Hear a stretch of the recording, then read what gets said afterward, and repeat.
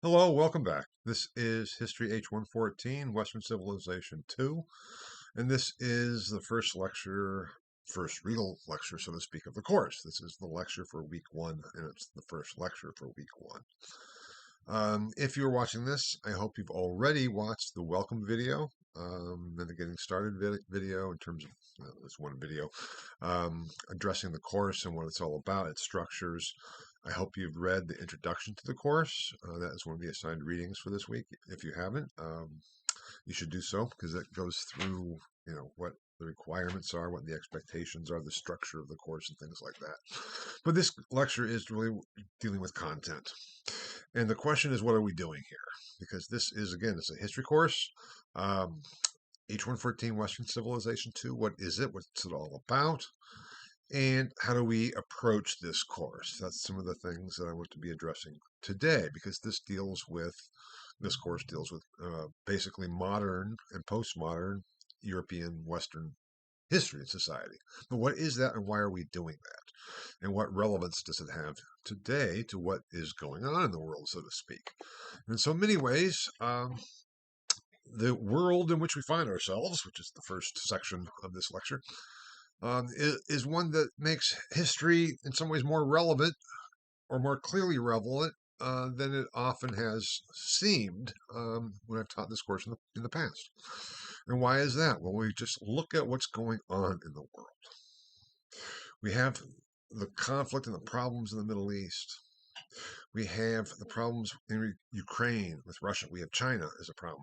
We have the political division in this country that is a problem.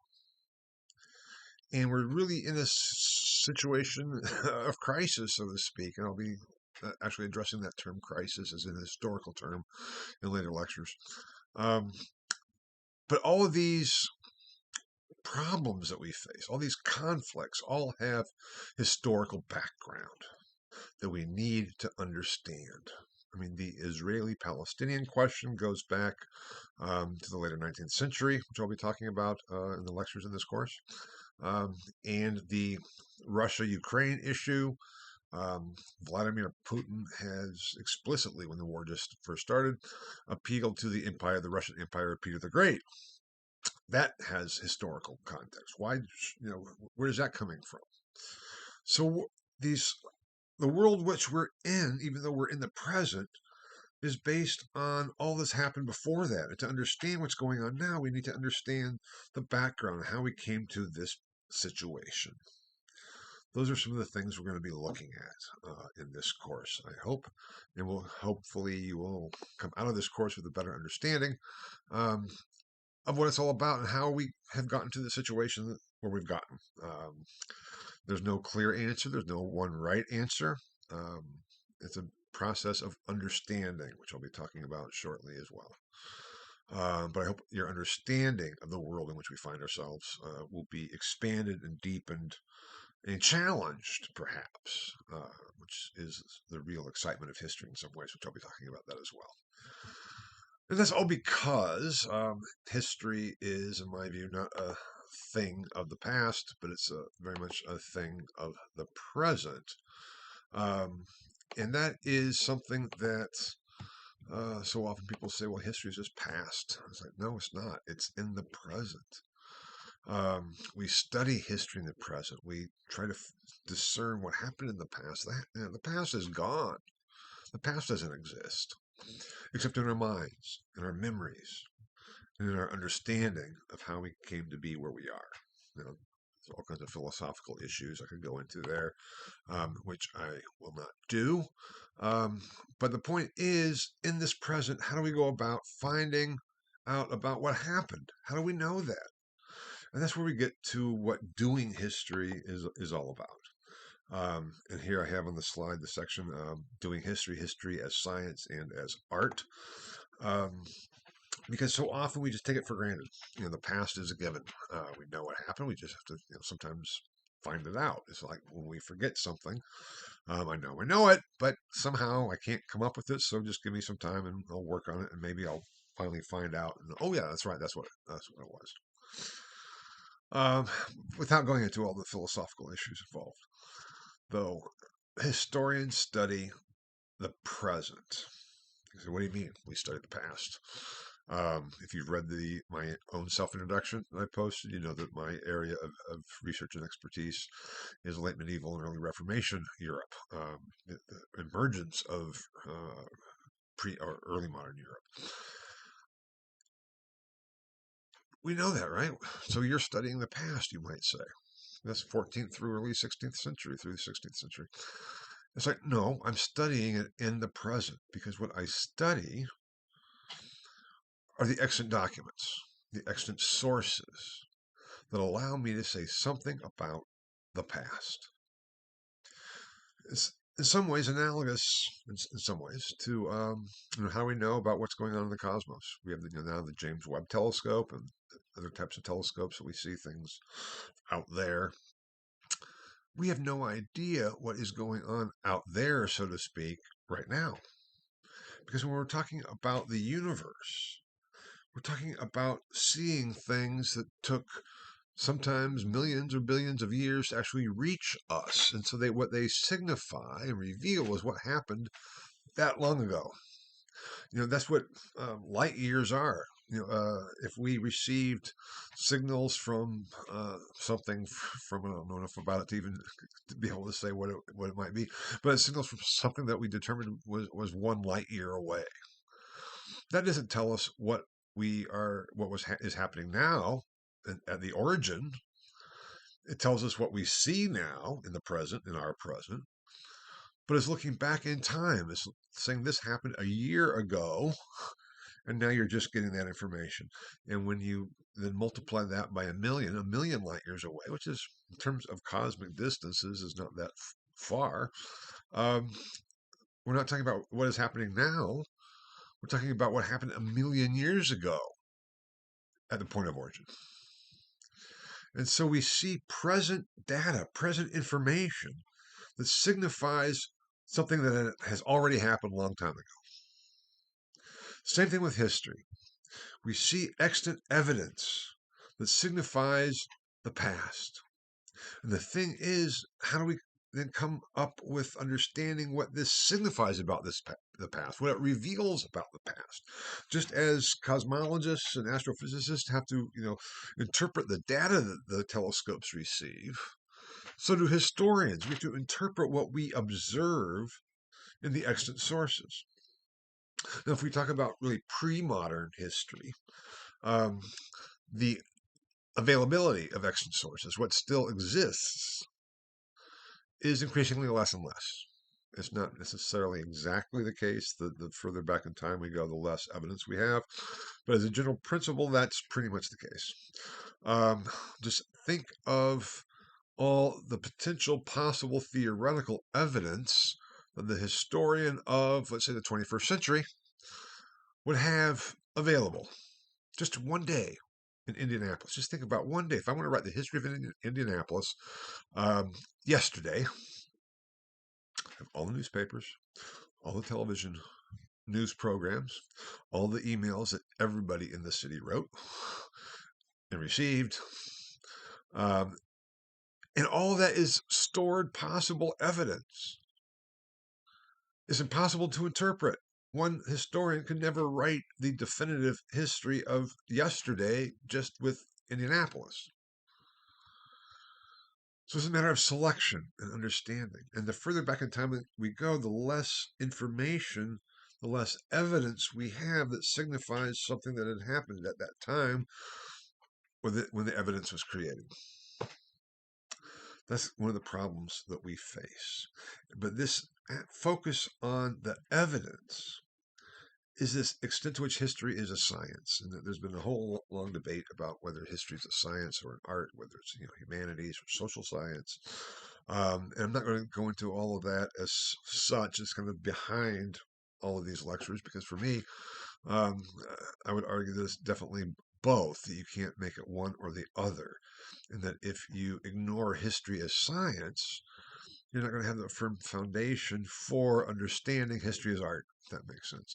And that then is what distinguishes history from historical fiction, or just simply individual reconstructions and recreations based on our own opinions, beliefs, desires, etc.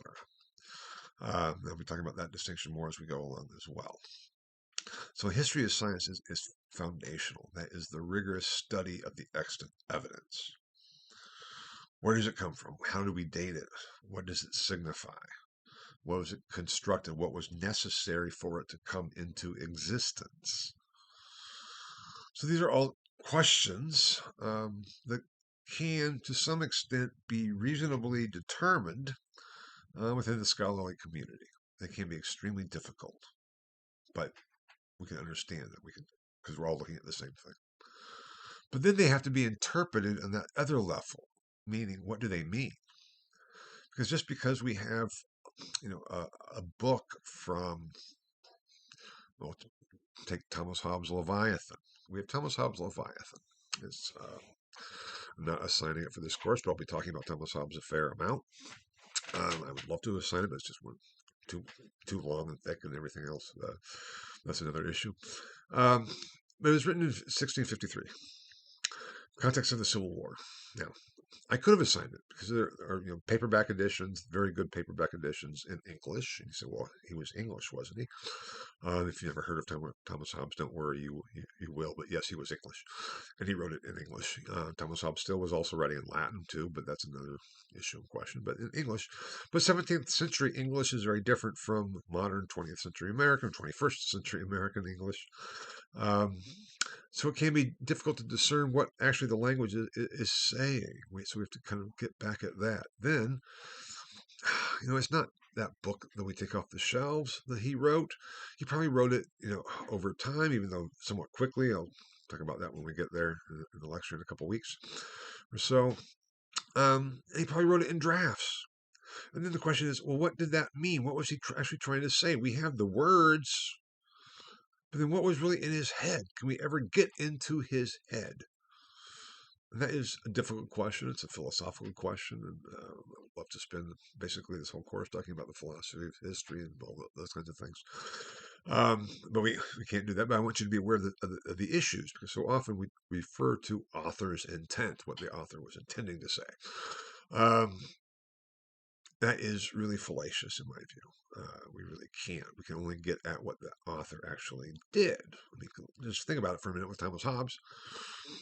If he had constructed the Leviathan, his great work, all in his mind, and never wrote it down, never published it, would we know anything about it?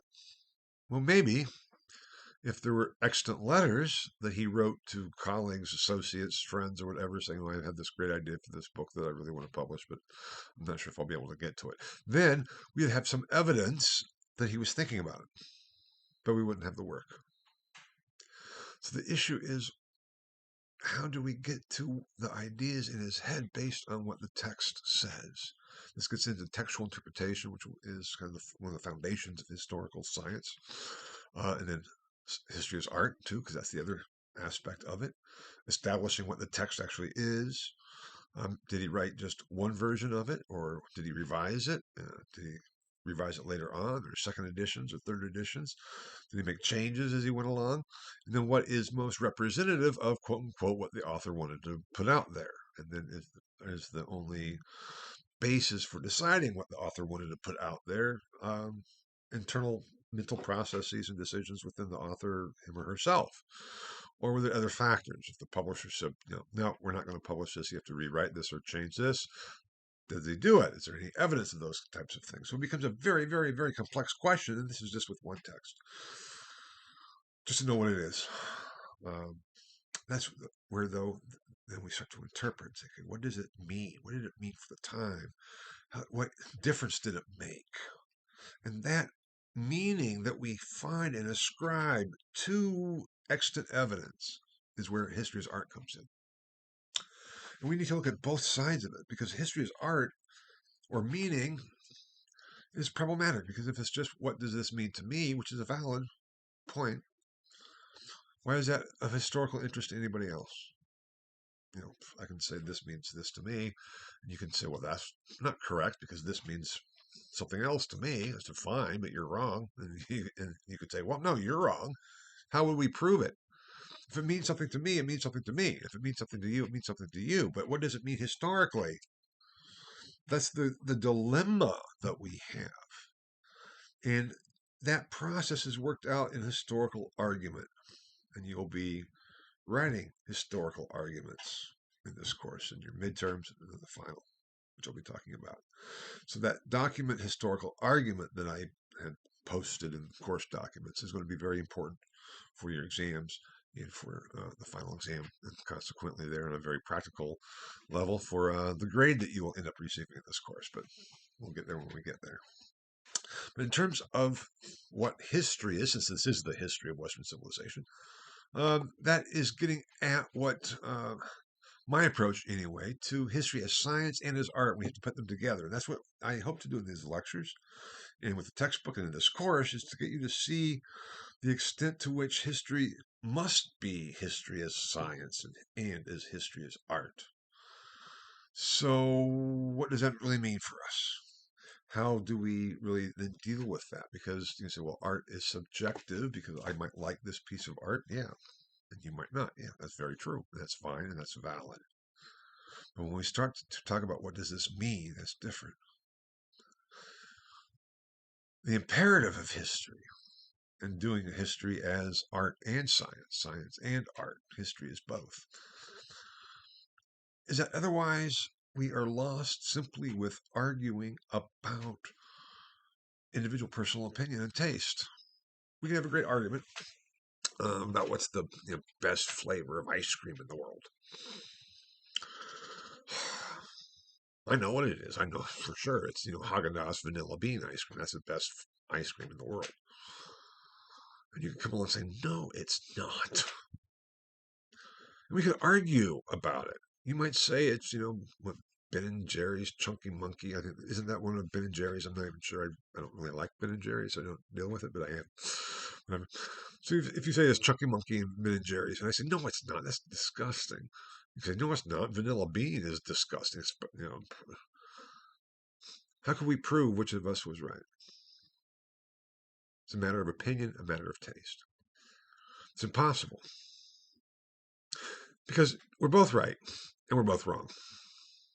We're both right in that if I say vanilla bean ice cream, Haagen-Dazs vanilla bean ice cream is the best ice cream in the world, what I'm meaning is for me, or to me, in my view, in my opinion, in my taste.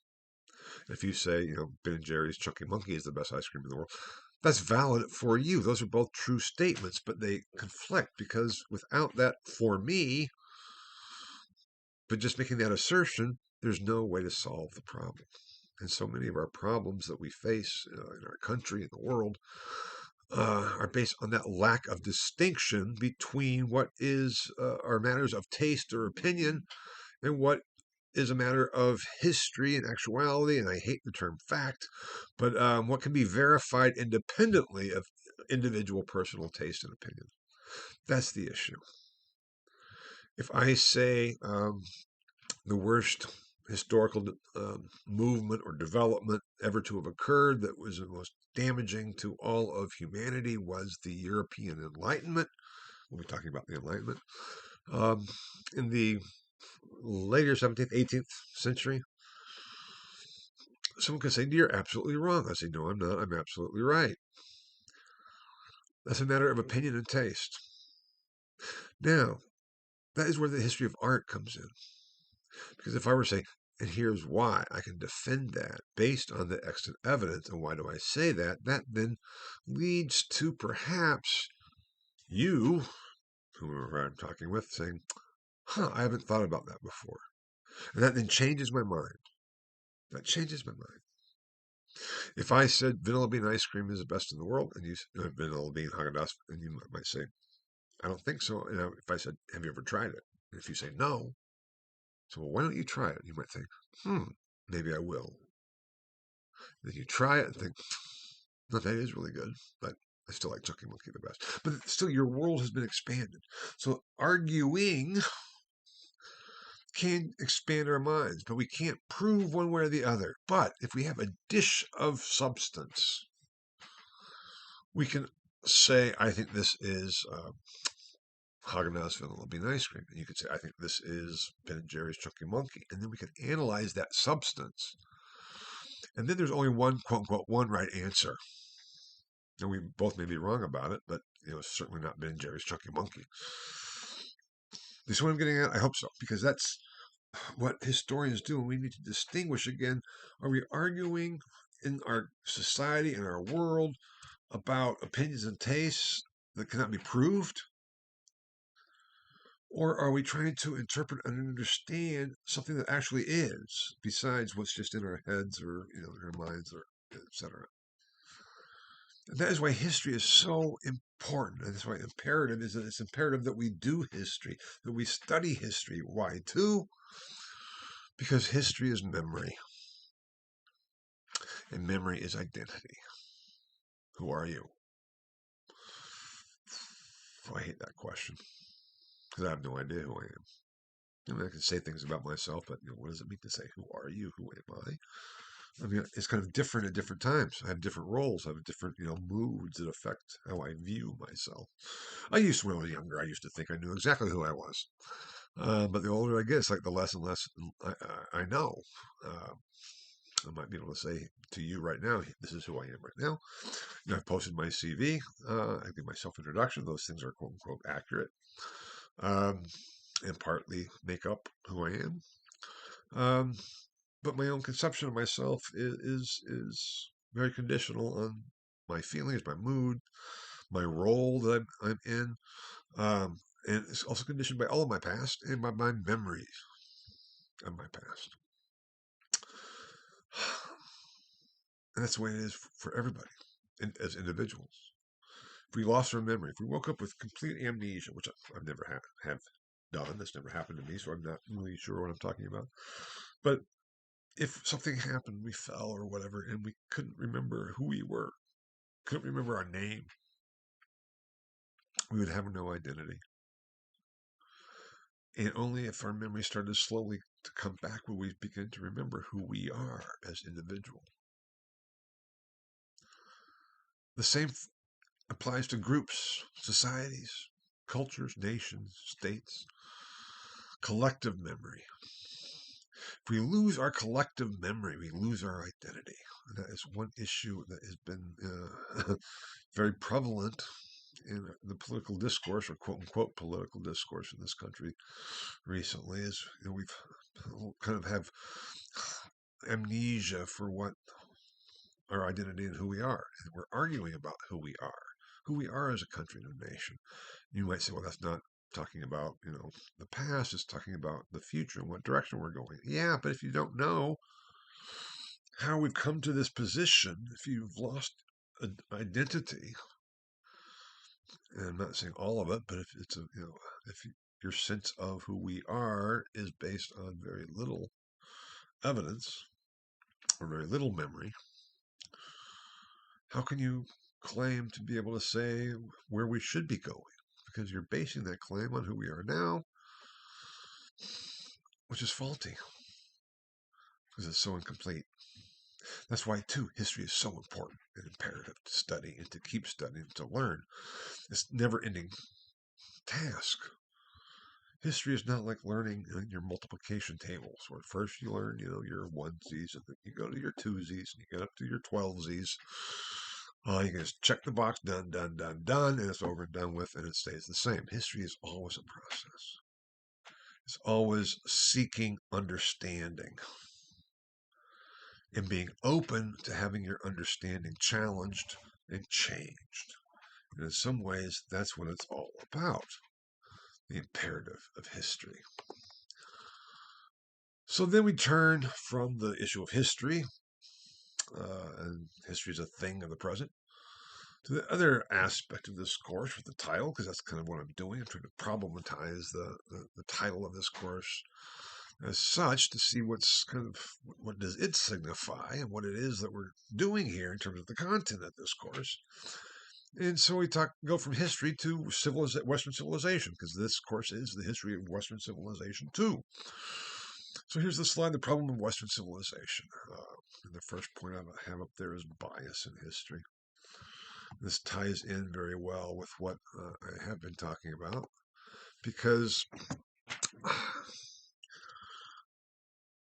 bias is inescapable. We often think, oh, we have to beat bias. That means to be objective. And being biased is being subjective. Being biased is asserting your own opinions and taste um, as the reality. Okay. But for me, bias is simply the perspective from which one observes. There's no objective place of observation where everybody can stand in the same place and everybody see it in the same way, in the same light. Bias is the means by which we necessarily observe things, and therefore it's unavoidable. Now there is, the acceptable bias that is necessary that we can't avoid, and then there is the our attempt to skew what we observe to fit our own views, and that is the bias that we really need to avoid. But everyone's biased, and we should just accept that and say, okay, and then what do we do about it? My perspective and my point of view, my view of how I observe things, is different from everybody else's. That is what, in some ways, bias is what makes us all unique and exciting, that we're all biased. We all have our own background, our own history, our own way of understanding things. There's not one truth that is out there that everybody has to adhere to once it's finally discovered, and the way we get to it is to assert it and and coerce and force everybody else to believe it or see it the same way we do. That would be rather sad, in my view. It would take force, it would take violence. But bias is what makes history so exciting, what makes life so exciting. It's diversity in some ways. Diverse opinions, perspectives, backgrounds, understandings. Those are all different biases. You can't get over them, but you should be able to accept them and realize and recognize, to some extent, the extent to which your point of perspective affects what it is that you're observing. That's kind of the point there. So, how do we deal with that? And we can't. And even focusing on Western civilization is itself a bias. A number of years ago, back in kind of the 60s and on into the 70s and 80s, there was a movement to get away with even teaching Western civilization. The argument was we should just teach world history because Western civilization is inherently a biased position for quote unquote the West. Now, that is a valid point. Here at IUPUI, we teach both, and I teach both world history and Western civilization. Why should we continue teaching Western civilization? Well, I would argue it depends on how we go about doing it. Depending on what we mean by Western civilization, but we should look at it within the broader world context and look at the positives and the negatives. We shouldn't teach Western civilization or anything else really as this is the way it is, but to be open to look at all the different dynamics. Look at the horrors that Western civilization has caused, but also look at the positives and the contributions it has made. If we throw out one or the other, we've really lost sight of things. This is not an issue of what is the best civilization in the world. Western civilization is better than any others. No, that's not what I'm getting at all. Quite the opposite. But rather to say, okay, what are the positives and the negatives? Let's be realistic. Let's look at and have the courage to look at the good, the bad, the ugly, so to speak, so we can understand it. And I would hope, as Western civilization then continues, if it does, we'll be talking about that question later on as well, that we can at least lessen or learn to avoid some of the negatives. Now, in doing so, we might create others. I do not believe in any way, shape, or form that history repeats itself. And I don't really believe that we can learn from the lessons of the past on that basis. Can we learn from the past? Of course we can learn from the past. If we couldn't, I wouldn't be here teaching, in my view. But what it means is that we have to increase our understanding for who we are and recognize, in some ways, the evil within us and our capability for that, and not try to candy coat it and wash it away. That can be difficult in different circumstances. It can be even really difficult. Um, my father was in World War II. Right at the end, he was in Germany at the end, but then he had his orders for the invasion of Japan. And he was assigned to infantry. He was a private first class. And he knew it was going to be a horrible, horrible thing. And he said he still remembered opening the Stars and Stripes and reading about the atom bomb on Hiroshima. And he said his thought immediately was, thank God I'm saved. Now, obviously later, much later, because I wasn't around at the time, the horrors of Hiroshima and Nagasaki, the atomic bombs. My dad could never really accept that. Because for him, it ended the war, it saved his life. So it was a positive thing. He acknowledged he wasn't completely in a fantasy world. He acknowledged that millions of people died. I'm not sure how many people died. The two explosions or as a result of, but massive numbers of people. He recognized that and was like, yeah, that's not a positive. But it's a good thing because it ended the war and it saved his life. That's what I mean by having the courage to look at both. My dad didn't, even if it's understandable. And we have to at least look at our blind spots as well. Are there areas that are maybe understandable that we're not able to see the horrors? Which does not mean that there wasn't positives. They don't necessarily cancel each other out. It's not an either or. It's like more of a both and. Do we have the courage to look at both sides?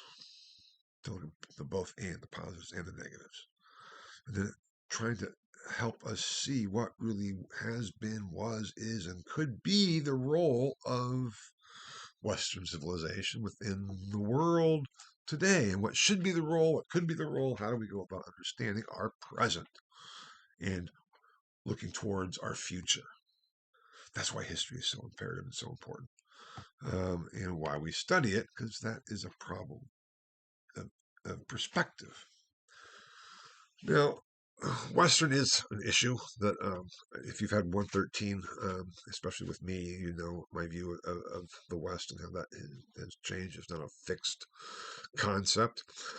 But so often we see the focus on Western civilization as being one of simply continued cultural imperialism, that we're trying to teach it as this is the good, this is the right, this is what we've done. And Western civilization certainly has been taught that way and presented that way. That's not how I go about doing it. Because cultural imperialism is as problematic for me as political or military imperialism, trying to impose one's own culture on others by force. Going back to the ice cream issue, it's one thing if we're talking about what's the best ice cream in the world, and I say Haagen-Dazs Vanilla Bean, and you say Ben Jerry's Chocolate Monkey. But if I tried to force you to accept and admit that I was right, I think that would be wrong. Even if I'm doing so with the best of intentions. Even if I'm doing so because I know this is the best. And I want you to have the best. So damn it, I'm going to force you to have the best. That's an issue and a problem. But that's what cultural imperialism really is. What do we do about it? Is there a line? Not with ice cream, obviously, But is there a line where differences of opinion, where one opinion cannot be allowed to remain? The Holocaust comes to mind. The opinion that the Jews should be wiped out, the homosexuals should be wiped out because they were very much part of the Holocaust as well. The Gypsies were wiped out. When we got to talk about the Holocaust, we'll get there. Um, People we don't like can wipe them out. Is that just a matter of opinion, of taste? And can we force that on people? Meaning, if I want to exterminate all the undesirables, so to speak, I'm not saying any of those people are undesirable, but that context, I hope you understand. And if you say, no, we shouldn't do that, should I be able to force you for your own good to do so? That's the problem and issue. That's the problem and issue. Is there a line where we say, no, that opinion, belief, whatever, is not acceptable? Now, Hobbes, I'll come back to Hobbes. Um, he's been called one of the first atheists. That's not true. We'll talk about that when we get there. But his view was you can believe what you want. Your conscience is your own. But you still have to conform to the state religion. That's important. Whether you believe it or not, it's your business. In some ways, that's a very wise approach. It's like, okay, I can't force you to believe what I believe, but if there are structures in place and try to prevent you from acting on your beliefs, if I think those behaviors are not possible, I can prevent you from, like with Hitler, or any other example would be the same thing, from doing that. That's what laws are called, even though laws aren't perfect by any means. But if you think about the Voting Rights Acts, what is the right to vote, and who has it, and why? It's not a given that everybody has the right to vote. Certainly, historically, it hasn't been the case. Women in the United States didn't get the right to vote until 1921, I believe it was. It's like, what? You've got to be kidding me. No. African Americans didn't really get the vote until 1968 with the Voting Act rights, or the Civil Acts, or 64, 68, Civil Rights Act. And there's still issues there, obviously, or talked about. Is just the continuation of the problem and the issue, with some people saying, no, we don't want that. So even though the law says we have to, we're going to try to find other ways to get around it. Isn't that lovely? Human beings sometimes can be very vile, disgusting creatures, in my view. And I'm including myself in that. Okay. The point is to have the courage to look at our vileness and disgustingness and to say, okay, do I want to continue being vile and disgusting? And if so, why and on what basis? But that's what I'm getting in terms of the freedom of opinion. I think everybody has the right. You can be as racist, as sexist, as ageist, as whatever you want. The problem is if you're going to act on it. And where's the line? Anyway, those are issues. And one of the things about this course is there is a way to draw that line, to know where that goes over from freedoms and liberties to what should be disallowed and suppressed by the state, so to speak. And that traditionally has been, well, traditionally since the later 18th century, the issue of human rights. That's what we're going to be looking at throughout this course. And I'll be coming back to that shortly as well. Because it's an issue of the ideas, opinions, what people believe, and the stories we tell to justify those beliefs, or what I refer to as myths. Of your concepts, beliefs, and myths.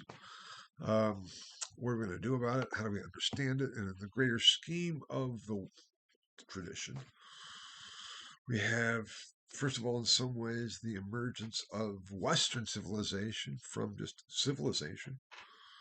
In the 113 course, I talk about, we start with, which is Western Civilization 1. Civilization arises and originates around, 4000 BCE, give or take. But when does civilization become distinctively and uniquely Western? And that is one of the major questions I deal with in my 113 course, at least with in the first part of that course, because that is all the difference. I mean, Mesopotamia is not Western. I'm not going to go into all those issues here, but the whole emergence of Western civilization was a historical development. That's what I want to point to. That it's based on the stories we tell ourselves about ourselves. We are so great. We're so wonderful. Yay! We need to understand how beliefs fit into history, how they affect history, to reflect on our own. And again, if you've had my 113, you know some of this in terms of these great transitions of overarching myths. And I talk about the myth of Rome. And then the myth of Rome is transformed into the myth of Christendom. And the myth of Christendom is transformed into the myth of the nation state, as I argue. And that's kind of the development that I deal with in History 113. Kind of the origins and emergence of the concept of Western and the emergence of Western civilization, along with the myth of Rome and how that is then becomes related to the myth of Christendom, the Middle Ages, and then the emerging myth of the nation state. But here we're going to be talking about the myth of the nation state, and then what? What comes after that? What comes after the myth of the nation state? I have it here on the slide. Is it the myth of individualism? Is it the myth of the West? How are we to understand these things? And that's what I certainly do argue in the first part of this, is that Western civilization, or the West, is a myth. There's no geographical entity that is the West, except based on a given point of observation, which is a bias. And there we go. And that is one of the things. These are some of the things that makes Western civilization, studying it, so problematic. Because how do we deal with it all? And within that overarching structure and problems and issues, we then have the further one of, okay, Western Civilization 1, Western Civilization 2. When do they start? When do they end? How do we deal with it? It's the problem of periodization. And I have up here on the slide pre-modern, modern, and postmodern Europe. Those are broad categories. This course deals with, modern and postmodern. H113 deals with pre-modern and early modern as a subcategory of modernity, so to speak. What is modern, and how do we understand it? I mean, history is a problem because it deals with chronology, and then where do we start and where do we end? It's a continuum. It's a ancient medieval philosophical problem. When does something start to be, and when does it cease to be? Within a continuum, there's a problem. And time is like that. Chronology is like that. When we start to divide it up, when do the Middle Ages end? When do they begin and antiquity stop being there? When do the Middle Ages end and early modern Europe emerges? Is there a point, or is there just a period of transition? And how do we understand that? Are there different aspects when European culture becomes modern in some respects and still medieval in others? And actually, a very well-known previous generation French medievalist Jacques Le Goff argued for the long Middle Ages, that for the majority of people in Europe, the peasantry, the lower classes, the Middle Ages didn't end until the French Revolution. And we'll talk about that when we get there a little bit more in terms of how that was and what was behind that statement. But the issue is there a clear period that this is modern and this is pre-modern, or this is then post-modern? Because it seems like, based on definitions of the past in terms of what constitutes being modern and modernity, we move beyond that. And so where do we go after modern? Only postmodern? But then that next view, what do we get? Postmodern? How do we conceptualize and label and categorize time qualitatively to understand it? That's the problem here. We can start this course almost anywhere. We can start in 1300. We can start it in, well, the textbook that I've assigned starts in 1648. That's fine. We can start it in, 1598, which is fine too. We can start it in 1555. It doesn't matter where we start, and I'll be talking about that shortly as well. What matters is how we conceive of things, because the terms pre-modern or medieval and modern have connotations. Modern is good, medieval is bad. That's what I try to argue against, because those warp our understanding of historical development. When we start qualifying chunks of time based on what we think here in our own present. And that is something I hope we can get beyond, because it is necessary to do so if we're going to really seek understanding. Because we need to understand the past, not to categorize it, label it, and kind of, put it on the shelf accordingly. And often we do that simply to make ourselves feel better about ourselves and our present. And that is not right. We need to have the courage to say, what are conceptualizations, what we have always thought before, they could be wrong,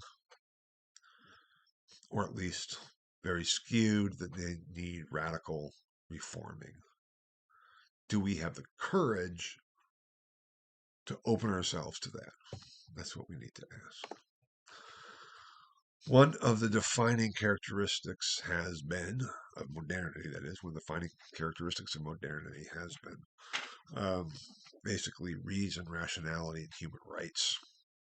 I have up there the slide, reason, rationality, and human rights. The Enlightenment, which I referred to, which I really don't think was a great period in history, but we'll get there. I know that's my own bias. It has been called the Age of Reason. I mean, we have the Scientific Revolution, which is kind of pre-Enlightenment, but still part of the Age of Reason, kind of includes that in some ways as well. So modernity is kind of this age of reason, rationality, I say human rights, because human rights did not exist really before the later 17th century. John Locke starts talking about human rights. Previously, there were rights of station, condition of life. The nobility had rights. The peasantry had rights. We'll talk a little bit more about that in the next lecture or two. As a group, as an order, as it was called in society. But individuals did not. It was only really with John Locke in 1680s, 82 or 83, the idea of inherent human rights really is developed.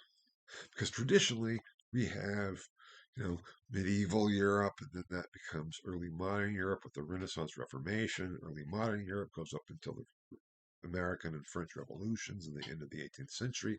We have modern Europe thereafter on into sometime maybe postmodern at some point. That's kind of the traditional sketch. So human rights kind of is developed towards the end of early modernity and becomes paradigmatic for modernity. And yet I have it there too that the Middle Ages, in so many ways, can be seen too as the age of reason. That's not just me saying that. I won't go into the whole issue there. But they've been very misunderstood. And the common view of what was medieval, and especially as medieval as backwards and wrong and dark, is about as ahistorical as we can possibly get. I'll be addressing that a little bit as we go along, but we won't understand early modernity and modernity unless we understand what the Middle Ages really were about and like. So we need to have some understanding about that. Otherwise, we're just perpetuating the same old ideas and myths. And what's the use of that? There are developments. There is, in the course of the later 16th onto the 17th and 18th century, and the emergence of a new rationality. There's a new rationality. That doesn't mean that the Middle Ages were not also an age of reason. They've been referred to as an age of faith. That's not really a help, depending on what people understand by that. In some ways, we could say yes, in that during the Middle Ages, everyone in Europe believed they're all Christians, for one, whatever that might mean. But except for the Jews, they believed in God, so there was an age of faith in that sense. But we should not then say, and therefore they believed X, Y, and Z, and therefore they did not follow reason, because they certainly did. And I'll be talking about that in the coming weeks when we talk about the scientific revolution and medieval science and medieval reason. So it's not just reason as such that can be a mark of modernity, but it is a certain rationality, a certain approach to it. And we'll be talking about that as we go along as well. And then combining that new kind of rationality with the emergence of human rights helps us comes to a grasp of what modernity is and or was, because the question will be, where are we now? Are we still within a modern paradigm, or are we in this transition period to something else? And I'd argue very clearly, very strongly, I would certainly argue that we are in a transition period. And whatever we are transitioning to, we don't know yet. That's why we just call it postmodern, because somehow it's not really, doesn't really fit the modernity paradigm. I'll be talking about paradigms later too. But we don't really know what it is or how to refer to it. Just as somehow, society culture changes, because 1300 is very different than 1600. But how we get from point A in 1300 to point B in 1600 is a transition period, and it's problematic. With hindsight, we know what it was transitioning to, but at the time they didn't. And we're right in the midst of a period of transition to what we don't know that it will end up as, so to speak. It's for a kind of an age of anxiety, but we'll talk about that. But the focus on human rights and this rationality as markers or indicators of modernity is something that I'm focused on in this course. And it comes into your final exam. Now you know that your final exam is could be worth as much as 90% of your final grade. So it's like a semester-long project. I just want to read through again with you the final exam.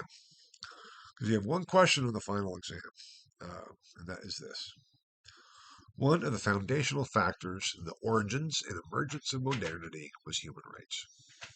Human rights remain a foundational component of our world today and our attempts to live with each other within the global context, that is, both nationally, with respect to the U.S., and internationally. The Universal Declaration of Human Rights was issued in the aftermath of World War II. Yet human rights so often seem to be threatened or ignored, both domestically within the U.S. and globally. The U.S. Declaration of Independence asserts the unalienable rights of life, liberty, and the pursuit of happiness. Yet we still have not realized that ideal. To what extent can the development of human rights be seen as a lens through which we can understand the development of Western civilization, from the emergence of early modernity to the emergence of modernity and on into our postmodern world? If human rights in many ways define modernity, how do human rights function within postmodernity? How should they function? Answer these questions based on the historical developments from the 16th century on into the 21st century. Be sure to address 1. The emergence of early modern Europe, 2, the emergence and development of modernity, and 3, the current situation of postmodernity.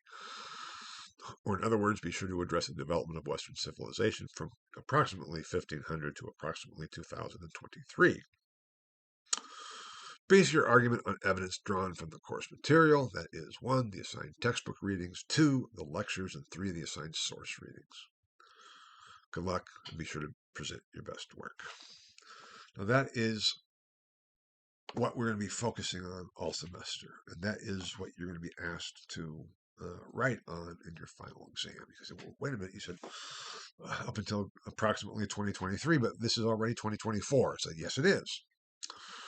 I'm not going to go into those debates. So if you want to talk about developments in 2024, you're most welcome to.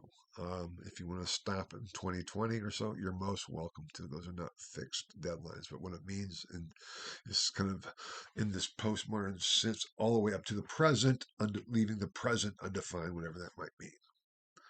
It is getting at how do we understand where we are right now. And if you have questions about that, ask. But that is your project for all semester. And everything is geared towards that project. That's a way through all the material because there's so much of it. There really is. So taking this track of this project is a way to work through it all. You can bring everything into it. It's also a way to help structure it. You can bring everything into it and relate it to the development of human rights. What is entail? What does that entail? Sorry, I'm getting tongue-tied here. What does it entail? What was necessary that even the concept of human rights came about? What's the relationship between the assertion of human rights for some and not for all, and human rights for all? What does that really mean? How do we get there? Those are the concepts I want you to focus on, and all the other material can be used and should be used to deal with that central question. That's what we're doing here in terms of this course, in terms of the content. That being said, I hope this project will be a challenge for you. I hope it will be difficult. I hope it will be hard. Because if we don't challenge ourselves, if we don't ever strive to do that which is hard, we'll never do anything. Yeah, sorry. We would still be crawling around on the floor. I don't know if any of you remember learning to walk. I don't remember learning to walk, but I remember my son's learning to walk. It's a difficult, painful process. Learning is hard. Being challenged is hard. It's called growing. It's called growing and expanding. It's called being educated. Education is hard because education is growing and expanding and learning. And it's difficult. But the rewards are worth it. You don't want to just be, still crawling. But it can be exhilarating as well. And part of that is to recognize that history as science and as art, but especially as science, has the potential, it has the mission of smashing everything we thought we knew. Is history being liberal or is it being conservative? Is there an inherent liberal or conservative aspect to the discipline or the study of history? I would say absolutely not. If you do it correctly, in my view, it's always a hammer blow. That comes from Friedrich Nietzsche. I'll be talking about Nietzsche, 19th century German philosopher, because we make all these assumptions. And what history does is blow our assumptions away, smashes them to pieces with reality, the reality of the historical record, the reality of history as science, which is prerequisite for new constructions of history as art. That's the challenge and the excitement. And that is, to do that, we have to have the courage to be wrong, the courage to open ourselves to being wrong, to allowing our preconceived understandings and beliefs and concepts to be smashed by the hammer blow of history, so we can see something new and wonderful, something that it grows and expands that we didn't think previously possible, maybe, or couldn't even conceive previously. That's the courage to be wrong, the courage to open ourselves up, to be challenged. And then I have up there faith seeking understanding, which some of you may know is from the 12th century, 11th, 12th century scholar Anselm of Bec, St. Anselm. Fides quaerens intellectum. I have it here not in those terms. This is, of course, is not based on any belief you might have, except the belief that the historical pursuit, with the courage to open ourselves, will produce greater understanding, and that is a good thing.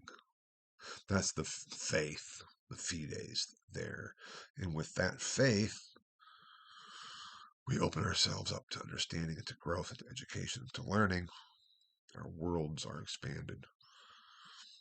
And perhaps, just perhaps, we can see things differently that will contribute to limiting the horrors of a Western tradition while cultivating the positives. And human rights, I would argue, is one of the positives. How do we go about doing so? What does it mean?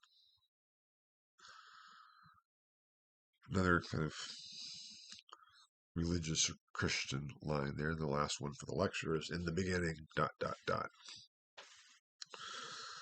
That gets back to the issue of periodization that I talked about. Where do we begin with this course, History of Western Civilization 2? Well, we have to start in the beginning. What is the beginning? Well, beginning of modern Europe. When is that?